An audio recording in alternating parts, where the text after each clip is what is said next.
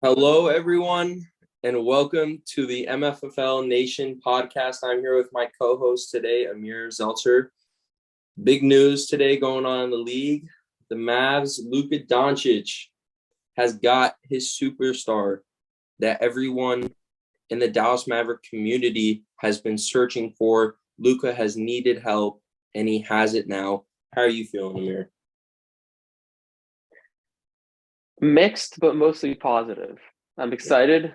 I think this is, you don't usually see this, but I think it's a win-win trade. I mean, obviously, we're here to talk about the Mavs thing, but just to quickly touch on the Nets, I think that Spence and Dodo will be actually very useful for them. I think both of those guys are pretty much exactly what they need, which is defense and consistency. I think both of those guys will be able to help.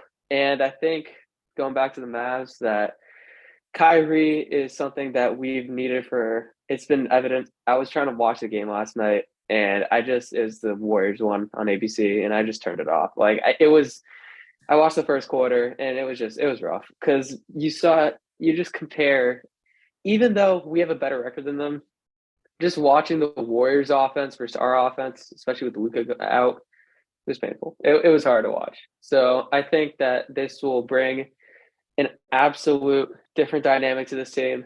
I think it'll get the fans really excited. I think it'll make the team believe that we could go far. And we have a lot of weapons, especially on the offensive end. And I think we can trust Kid to shore up the defense. Right. So before we go into how this will work out in Dallas, how the duo will work, how the team will work, let's talk about the trade first. So the Mavs got Kyrie Irving, and then Shams recently tweeted that they included Markieff Morris in the trade, which I think is a good addition, offensive wise, and we'll discuss that more eventually. We sent away Spencer Dinwiddie, which sucks, but the most painful part about this trade is that one of my favorite Mavericks, top five, top three favorite Mavericks of all time, Dorian Finney-Smith, we sent him to the Nets. You know, it hurts to see him go. And we sent a 2027 second round pick and a 2029 first and second. So if you look at the trade details, just based off of that, I personally think that the Mavs just fleeced the Nets. Sure, the Nets will benefit from this trade very well in the future and currently. Dinwiddie is a great point guard. I think he's one of the better point guards in the league if you rank them. And Doe, I mean, Doe's just one of those role players that everyone wants on their team. He doesn't care about himself. He just wants a winning culture. So it sucks losing Doe. But you know, this is what Dallas needed. This is what Dallas has been waiting for. We never really got to see a Dirk and Luka duo really at their primes next to each other. Now we're getting two prime players, and as much as it sucks to see those guys go, I'm excited to bring Kyrie in and see how this duo works out. I actually disagree. I don't think that we fleeced the Nets in any way. I think, given the circumstances of Kyrie's contract, and the fact that at the end of the day, the Nets didn't want to extend him. That's how this all started. The only reason Kyrie demanded a trade was because the Nets weren't willing to shell out the 4 years, 198 million that he was looking for. And at the end of the day, it was much more worth it for the Nets to get at least something. And I think they actually got a good amount for the fact that he's an expiring contract they basically knew was going to walk because they frankly wanted him to walk. And the fact that they were able to get a 20-point scorer, I think he's averaging 17, Spencer Dinwiddie, I think one of the better role players in the league, and Dorian Finney-Smith, and a first, I think. And Markieff Morris wasn't really playing for them. He's averaging about like 10 minutes a game. So I think at that point, it's not really a fleece, which is why I think it's a win-win, because the fact that the Nets were able to get that much out of it, for one, shows that they understood, as the rest of the league understands, Dallas's urgency with this situation. But also the fact that Dallas clearly had the best offer on the table, and we were willing to give up a lot to make at least have Kyrie for right now. Now, the question I want to ask you is that all the Lakers fans are on the timeline saying, "Oh, we'll just get him in the summer," right? Yeah. And this reminds me a little bit of the Paul George situation when he was traded Yep. to Oklahoma City. and they Yep. were so certain that he was going to leave and go there, but he ended up re-signing. Now the question is, do you see? I know it's very early on. We don't know how Kyrie is going to be, and I don't even know if the Mavs want to re-sign him at this point because at the end of the day, if with Wood and Kyrie going off the books, we're gonna have a max slot this offseason. Now, usually, I'm not gonna be the one to get Well, my hopes up on that, only can't we because resign? Can we resign both of them with bird rights? no, we can't. I'm just saying if like theoretically, as both of them are free agents, that's over 50 million in cap. No, it's about 50 million in cap, which is a max slot. So even though I don't trust the Mavs with max slots, I don't think we'll be able to do anything with it. I'd much rather them re-sign it. I think those two guys are good players, but I actually don't know if Christian Wood is bird rights because I don't know how he got to Houston. Because I think if he was traded there, then he would have bird rights. But if he was signed there, then he doesn't. Kyrie's bird rights. But Kyrie's bird rights because right, so trades don't affect the bird rights. The bird rights means you have to stay on the same contract or same team for 4 years, and trades don't they don't count. Only free agent signings. So, for instance, Jalen Brunson, if he stayed with us, would have had bird rights because he was with us for 4 years. But now that he signed with the Knicks can't sign him over the cap. They Right. can't use the bird rights on him for a long time. So going into your question, I think this year is really just going to determine what Kyrie does in the offseason. Obviously, before everyone starts giving Mark Cuban credit for this trade, I'm going to be fully honest. I don't think Cuban had much to do with it. I think it was more Nico and Jason Kidd. Nico 100%. and Jason both have great relationships with Kyrie. Nico working with Kyrie and Nike, Jason being a former coach for Kyrie. So those definitely played a big factor and role into getting Irving. When did he coach Kyrie? He didn't coach Kyrie. No, he didn't coach Kyrie in Brooklyn. I'm sorry. No, I didn't. I'm forgetting that. But I think they do have a relationship. I just don't know from where. Yeah. No, you're right. I'm sort of flabbergasted on that one. But no, I think it's going to be really dependent on how this year goes. Obviously, Luka will still be the number one priority for the Mavericks. But, a lot of focus is going to go to Kyrie, and we're going to have to see how Luka and Kyrie not just play on the court together, but how it goes off the court. Obviously, you got to look at the pros and cons. Kyrie causes a lot of drama. How is Luka going to be able to handle that? If you look at Luka throughout all the games throughout the year, he gets really frustrated with his teammates. He'll yell at them occasionally. Christian Wood came out about it and said that he's comfortable with that, Luka pushing him. But Kyrie's a different tier above all the other guys we have on this team. A star yelling at a star is different than a star yelling at a role player. So I think the Mavs, if everything goes well, will extend him. He's eligible for a 2-year extension right now, but I'm pretty sure he wants the 4-year in the offseason.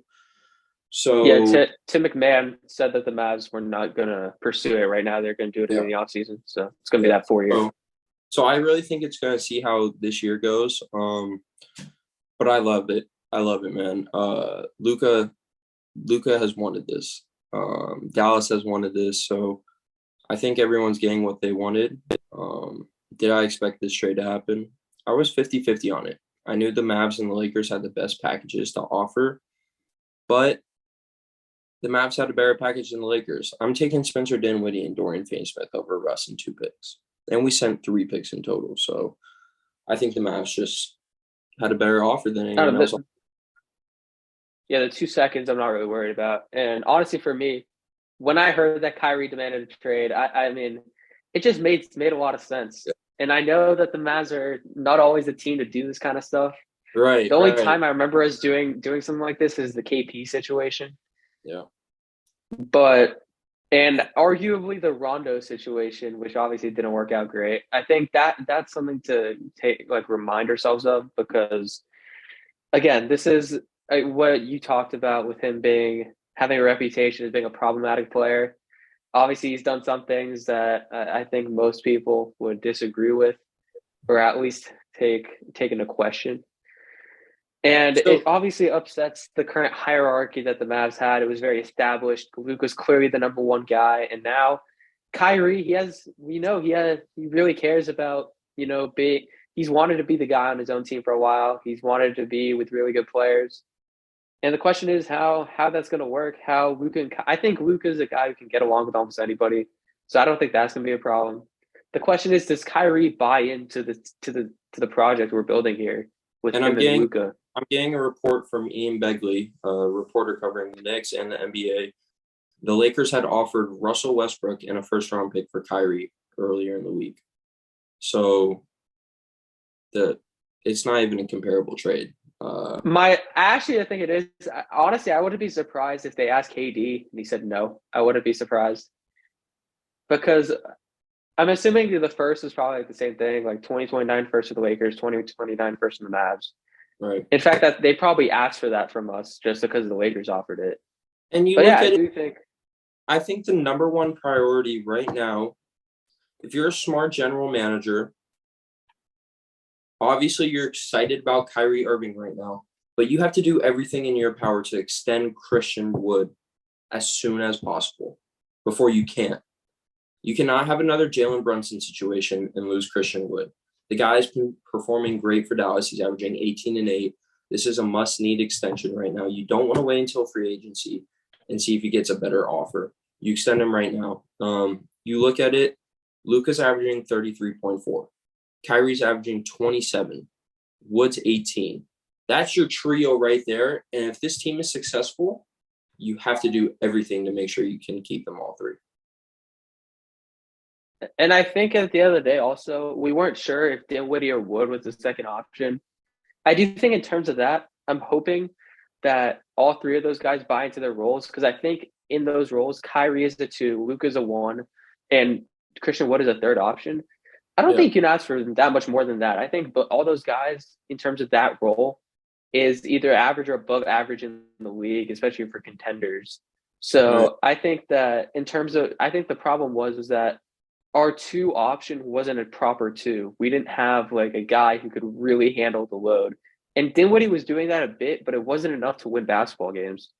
So I think Kyrie's a guy who can really handle the load. And I think that'll be something that he welcomes as well. That's something that he'll want. He'll want that responsibility. The question is will he buy into the system? Will he want to be here? And I guess we'll find out. I hope he does because I think we're a good destination. I think the fans will embrace him. It'll be interesting. It will be. And, like I said, there's a bunch of things that go into this trade.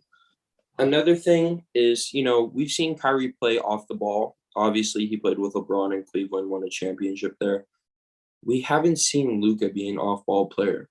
So it's really going to be something different for him to experiment with. And it's going to be interesting to see if he can handle.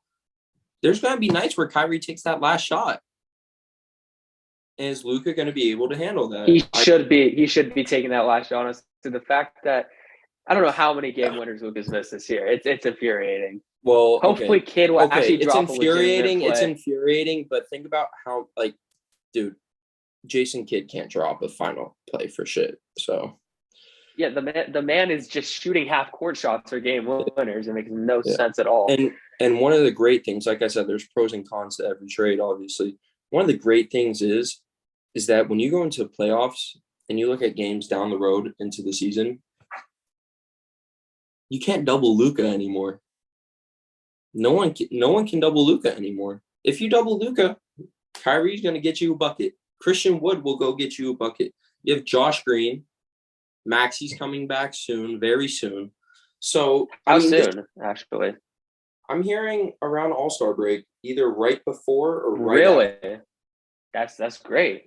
Right before or right after. He's on this road trip. He's been practicing. He did a one-on-one workout a few days ago. Christian Wood should be back for either Utah or whoever they play next. I don't remember. Maybe it's the Kings doubleheader. I'm not sure. But Maxi's coming back soon. Wood's coming back. So after All-Star break, we should be looking at a clean, healthy roster. DP's been playing well. So this is going to be interesting. But next topic I want to go into, do the Dallas Mavericks make another trade before the deadline? I believe so. I think it would be It'll be smart. a small trade, but yeah. Oh, for sure, for sure. And I think looking at this trade, you have to be really smart. You just gave up your best defender, one of your best defenders.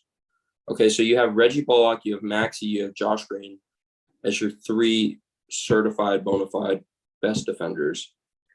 I think Reggie's also a pretty solid defender too. I said Reggie. Reggie, Maxey, and Josh. Reggie, Maxey, Josh. Yeah, my fault. I think you said Dodo. I think you're good. You have to be smart. I think if you're looking at to trade someone, you trade Tim Hardaway. I think that's the only player you should be trading right now. Tim Hardaway, or I don't want to say Jaden because I see the potential in him. He's not there yet. He's a very raw player in the NBA. It's not Jaden doesn't fit the timeline, I think. I think it's gonna take him too long to develop it's gonna take him another year or two at least. And I don't think we have time for that, to be honest.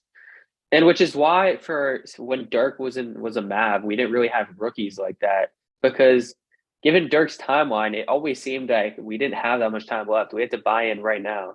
And given Luka, even though he's like 23, 24, but like he needs to be competing right now. And honestly, for the rest of his career, he needs to be competing at the highest level. And we don't have time to be developing players. We need to find players who are almost ready to be, that are almost fully, kind of like Christian Wood, where he's been developing for a while and now he's ready to step in, or guys who are already established. I'm not saying I love having youth on the team, but it's going to be hard for players like Hardy to develop in this environment. If I'm in the front office working with those guys, I'm personally thinking that the two players they're trying to trade right now is they're going to see if they can get a good offer for Wood. They're going to. I just have a gut They've been feeling. exploring it. I just don't know what the market is for him. I think the teams that you got to look at are the Jazz. I could see a possible Pistons move, and I think one really smart trade that Dallas could pull off is go get Jay Crowder. Yeah, man is literally sitting out. Go get him right now. I think Jay Crowder would be. He was a former Maverick. Most people in Dallas liked him. Tim Hardaway. He's just sure he had a solid game last night, but he's one of the most if not the most inconsistent player in the NBA. I think Jay is a little bit like Dodo, but more of a vet. I'd say a little bit less athletic than Dodo, but he has that bruiser mentality, which I also think we talked about Morrison in a minute, but I think that's also something that he'll bring in that we really need. Just a tougher mentality to this team. Yeah, and Markieff. If you look at Markieff, he's been having a quiet year. But honestly, the Nets have so many forwards. He barely plays, to be honest. Yeah. He's shooting 40% from three this season. 34 in his career, 34% in his career. He averages 10.7 throughout his career. If you look at last year, he didn't play much with the Heat. I think that's when he got hurt, right? With the the whole Jokic thing. Did he actually get injured from that? No, he did. If you go to 2020-21 season when he was with the Lakers, he was playing 20 minutes a game. He shot 31.1%. In Detroit in 2019-20, he shot 40%. So sure, there's a little inconsistency there, but it's a good addition to have if injuries, knock on wood, happen. He's a vet, and it's always good to have vets on your team. It really helps in the playoff time of the year. So, man, he also has a lot of playoff experience, right? He's been on really good teams. He won a ring with the Lakers in the bubble, I think. You're right. And was it him or was it his brother who was on the Celtics with like the IT days? His brother. It was Marcus. Yeah. Oh, right. He was on the Pistons. Yeah, he was on the Pistons. The Lakers won The Lakers won the championship in the 2019-20 season, right? That was the bubble year. Yeah, that was the bubble year. Yeah. He was with Phoenix. He was with Washington for a little, and then he went from OKC, Detroit. Oh, those Wizards. That's what it was. Those Wizards team. It was the year they played against LeBron. Yeah, they played the Celtics that year in 2017. He was on that playoff team. He's had some playoff experience. Right. He's just a vet. He's a big personality. I think he'll be one of those guys to the Luca defenders, the enforcers. You know what I mean? Luca has beef with him though. Yeah, Pat The Bev and funny Westbrook part. had That's beef, the and they're that's fine. the They're funny fine part. now. Like Luca, like especially do you remember a few years ago when Luca got into it with Marquise Chris? Yeah, and he was already on the Yeah, Mavs. yeah. So I mean, obviously those It's things like fine. It'll be yeah, fine. everyone shakes hands, everyone's cool. You don't gotta be best friends. If you are, great, but if you're not, be teammates. But I love this Luca Kyrie duo. I really think, especially because we've seen Luca be a little injury prone lately. The Mavs are 0-7 without him playing, and I think Yeah, you just when you have a guy like Kyrie on the roster, it it opens up to you guys winning those games now. So, man, I'm excited. I literally remember it was one of the times the Mavs played the Nets. It might have been last year at some point, our home game. I think KD was either there were two games I watched in person. It was against the Nets, uh, and I think it was when the crowd was like not 100% there. So I think it was like right after the bubble year. Right. And I think KD was out for that game. I forget why. And just Kyrie was just keeping them in that game. And that's something that we really need. He'll just be able to keep us in those games and just put us in positions to win, whether Luka's on the floor or not. Yeah. No, I mean, this man, I'm just really excited. As a Mavericks fan, you've like you go down the road, it's always been a star player, and then they have their like either they have a player that used to be a star that's getting older, or it's just a star and a bunch of role players. If you like the championship team, we had Dirk, we had J Kidd, Sean Marion, Tyson Chandler. We built around Dirk. Jason Um, Terry. yeah, the Jet, Peja, Sean uh, Stevenson. We had a lot of guys, a lot of good guys. Caron Butler, yeah, Cardinal. But if you look at that and you want to build, and I think the Mavs are starting to get into a similar situation to where now they have Luca, they have Kyrie. I think Josh Green is sort of that Sean Marion kind of guy that you need. Um, Christian Wood. I don't know what the hell Javale McGee's doing on our team still, by the way. The guy needs to be traded. I, Trade I him. was we. I remember we talked on the pod. We were excited about bringing him in. He's just not. He's not able to do it Bro, at that high they of a level played Theo anymore. Pinson at the center. They played Theo Pinson at center last night over Javale. Dude, the fact that Theo Pinson is even playing NBA minutes is just he's not good enough to play NBA minutes. He's really not. I think that's also an issue, and I think that's also something that uh, Dwight Powell coming off the books, Kyrie coming off the books, and Christian Wood. I'm hoping that we use that opportunity and maybe even makes a little bit of trades to just build a better supporting cast around those guys. Because whether we do it this year or not, I think the biggest problem has always been that we have good role players, but they're not that good. They're good, but they're not great. They're I not think good this, enough to I be think I think this year contributing we players.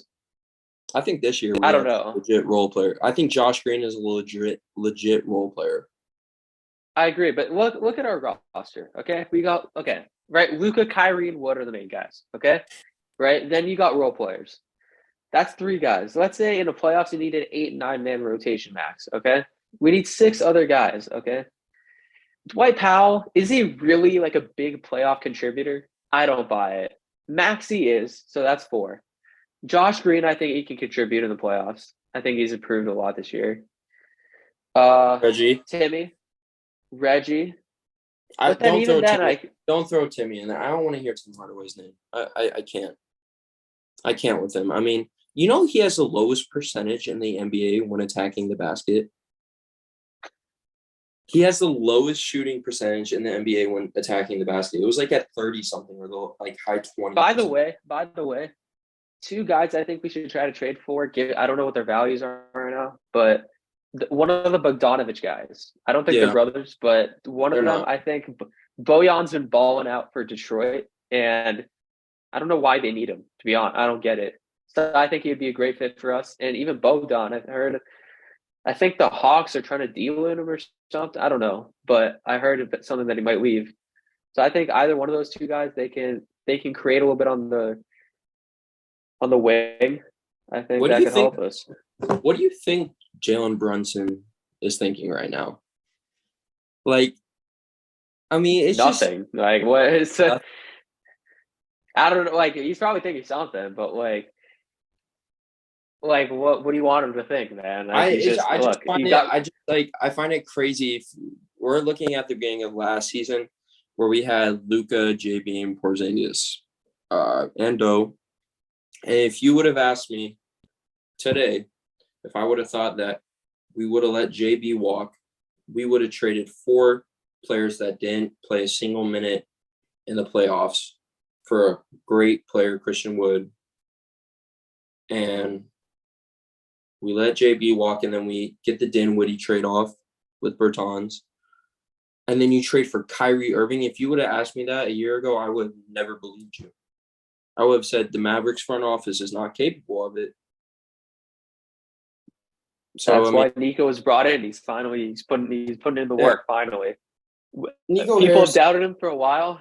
People have doubted him, but he's again. It's a very risky move. I'm not. You're very happy. You're very excited. I'm still a little hesitant. I'm not. Look, I don't know if Kyrie. I don't know how he's going to be. He's been known for missing games for a multitude of reasons. It's just I'm not. I want to see him in a Maverick uniform. I want to see him play. I want to see how it works. And I just want to see because I think it'll be pretty easy to tell whether he's actually excited to be here or not. Look at someone like Dion. Look at the Suns right now.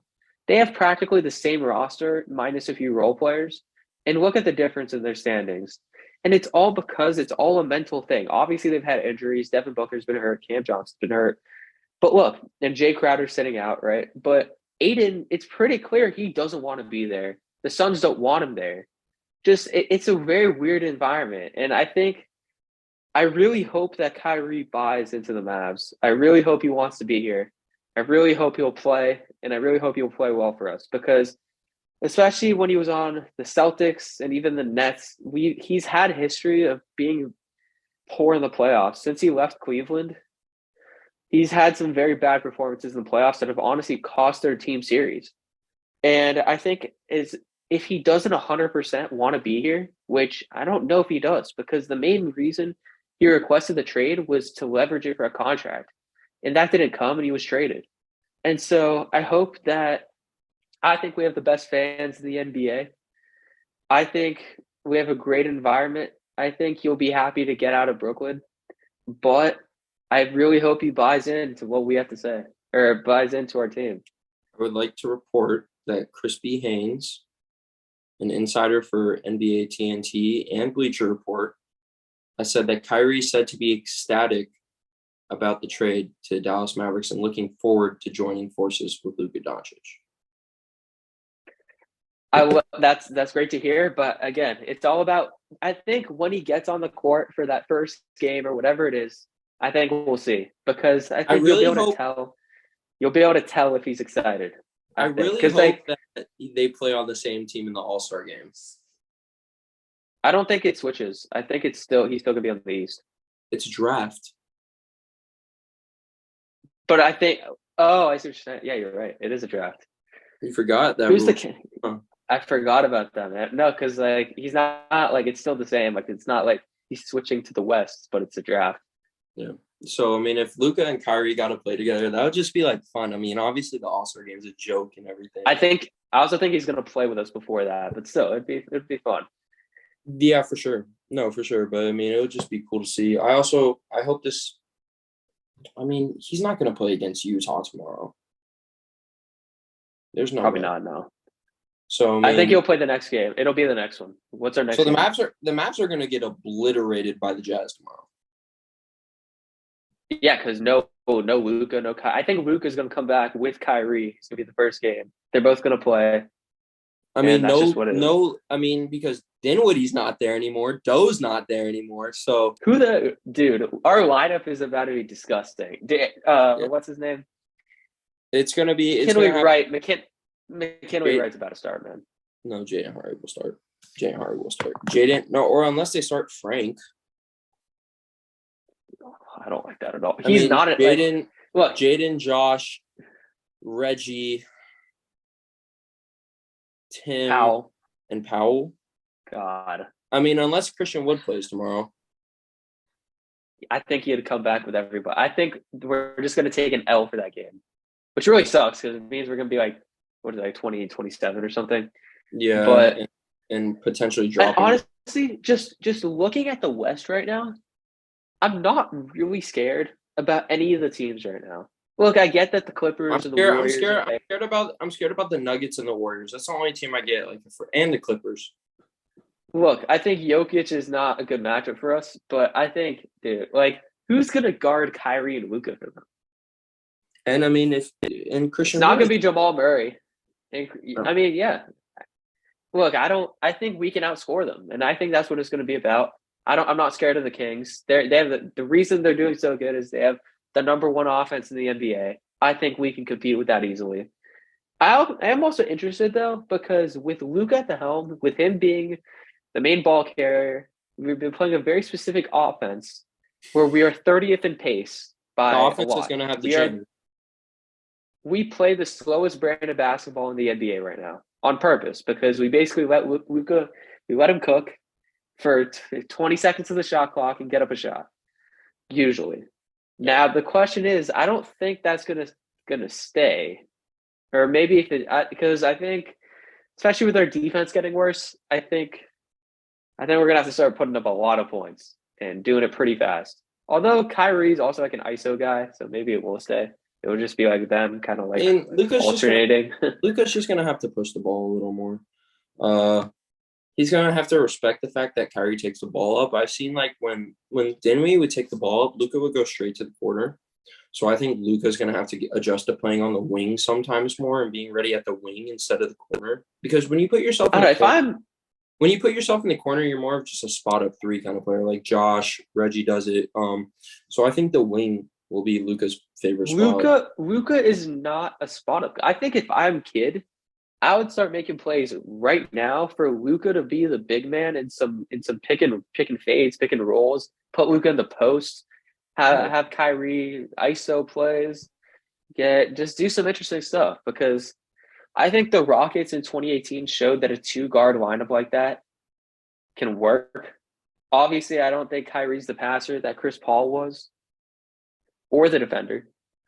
But I think that this was a risk we had to take. I am excited, but I'm also nervous. I'm nervous to see what happens. Because Kyrie says he's excited now, but he changes his mind pretty fast. So I'm hoping that you'll see once he gets here, once he gets to Dallas, he'll be excited and he'll keep buying in. Oh, of course, and that's how it always goes. I don't know. There's a lot of pros and cons that play a factor in this, but I think the pros outweigh the cons. All right, well, let me give you. All right, so what is the game that Kyrie will likely to? So if he's not playing versus Utah, which is what is it tomorrow? Then what's the first game? Who are we playing against? Wednesday. It would have to be Wednesday. What is that game? Clippers on ESPN. Home or away? Away. Damn. All right, but I'm assuming bro. That'll the be the Clippers. The Clippers. That could be a game we lose to, and then people are gonna freak out if we lose that game and say this was the dumbest trade. Blah blah blah. It's fine. I'm not worried about that. Okay, so what is our lineup for that game? Because Kyrie and Luka, 1 and 2. What else? Because let's say everyone's available with the exception of Maxey, right? Who do you play? What's our rotation looking like? At the starting lineup? Just in general, rotate for starting lineup, fourth quarter lineups, stuff like that. Do you think? I think they keep Luka at the 1. I think it's interchangeable. So it doesn't matter. It's just guards. Yeah.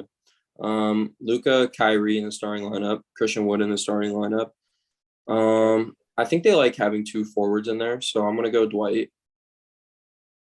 Okay. I think I'm gonna go Dwight. And do I think Josh should be starting? Yes, but I think he comes off the bench better. So I'm gonna go Reggie. I think they like starting Tim. And then you look at the bench, you obviously have Reggie, Josh, Maxey will be coming back soon. Markieff Morris. Bertans is out till All-Star break. If I'm Kid, I don't think Kid will do this, but if I'm Kid, the lineup I'm rolling with is Kyrie, Luka, Reggie, Morris, and Christian Wood. Off the bench, you have Tim, who's a scorer. The guy's he's barely played a lot of minutes this year. He doesn't. I think in terms of a playoff thing, not right now. Like once we get to the playoffs, I think that should be the 5. Obviously, it depends who we play. If we're playing the Nuggets, it's not going to be the lineup. But if we play, I don't know, anybody doesn't like the Clippers, let's say we play them in the playoffs. I think if I'm Kid, I don't think it's going to happen. But if I'm Kid, that's what I would do because you have all 5 guys who can shoot. You have, I think Morris, what is he, like 6'9"? I think he can play the 4 pretty comfortably. And I'd say Wood is like a small ball 5, right? Yeah. I mean, and then I think Tim should be like that 6-man scorer for us. The guy off the bench who's putting up buckets for the second unit. Because if it's not him, who is it going to be? Because is John Green really a main bench type of scorer? I think if you know what's funny? If you look at Kyrie's career, like he just continuously plays with superstars. Like he started off with Braun and Kevin Love. And then before that, he actually had nobody on the Cavs. Yeah, they were terrible. Okay. It's just him. I'm saying, okay. He's played with Braun, K. Love. He's played with Tatum and Brown. He's played with Harden and Embiid, right?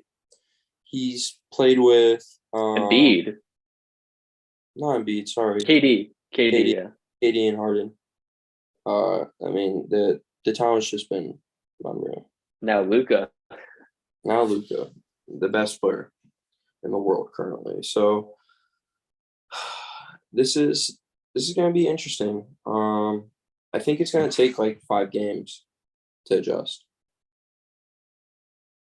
I think it will take. I mean, I don't know if it'll be that fast, but it'll have to be kind of fast because it will. Because if you're looking at this, we're going to lose tomorrow to Jazz. We're not. Yeah, I mean, we're playing a G League team. To be honest, like. Yeah. Who's our best player? Is it really like Tim? I guess is our best player. Josh Green is 10 times better than Tim Hardaway. Never say that again. Who's scoring the basket? Dude, how are we going to score above 70 points? Like, who's scoring the ball? Is Josh Green really a better scorer than Tim Hardaway Jr. right now? Look, I get it. Josh Green is better in every other facet of the game. I mean, if C Wood plays tomorrow, which is, I don't know, I could see Luka, C Wood, and Kyrie all playing on Wednesday. So, I mean, if you say C Wood doesn't play tomorrow, you have Tim, Josh, Dwight, Bullock, Hardy, McGee, Ntilikina, McKinley Wright, AJ Lawson, who actually had a pretty solid game last night, Theo, and Chris Silva. How's Chris Silva? I haven't seen him play, to be honest. Is he played? He hasn't played yet, but I mean, in his time with the Heat and the time of the G League, he was a pretty solid player. So I mean, it's a 10-day contract kind of guy. Like he'll be gone within a few days. All right, what do you think is the clutch time? Because obviously, starting lineup and clutch time lineups aren't the same. The last 4 minutes of the game, who is in for us? Because I think there's 4 guys who are absolute locks, which is Kyrie, Luka, Wood, and honestly Josh Green should be in there to close out games. Who is the 5th guy? I mean, this is obvious. Closing out games like in the playoffs? Just any closeout game. Like any game at the end of the game. Healthy Mavericks roster, if I am Maxey. If I am Jason Kidd, I'm going Luka, Kyrie, Josh, Christian Wood, and Maxey. Yeah, absolutely. I forgot he. Depending on the night, if Josh is having a bad night, put Reggie in there. Put Tim in there. Or Reggie. I'd rather Reggie because he's a better defender than Tim. Yeah. And Reggie's a more capable shooter. Tim can create his own shot better, but Reggie is known to be a better player as the year goes on. The only thing I'm a little concerned about is just our depth. I don't like it. I don't like the guys who are in our like 11-man rotation, even the 9-man. Like Tim and Reggie and those guys, like they're fine, but are they like? I don't know if Yeah. those are guys I want to be counting on in the playoffs. And if you go even lower than that, whether it's Hardy, Ntilikina, McGee, like, but All right. still, overall, what would you grade this if you had to put a letter grade on this trade? B plus, I'd say A minus. A minus. I was. I'm interested to know if they tried to keep Doe. I don't think so. I think he was going to be traded. The Mavs understood he was one of the biggest assets we still have Yeah. or had. So I think all the reporters knew it. The Mavs knew it. I think everybody knew he was going to be traded. They what he asked him a few days ago, like, what do you think about being traded? I think it was like the Dallas Morning News who asked him about it. But Yeah. But it seemed writing on the wall. I'm excited for it, and we shall see how this goes on in the future. And as always, I appreciate you coming on the pod, my man. It's been a good one. I think the people are going to enjoy this one. So thank you for coming on, my man. Thank you for having me, and let's hope we play well. I'm excited. I am excited. It'll be interesting to see what happens. I'm excited too. See you at Mffl Nation.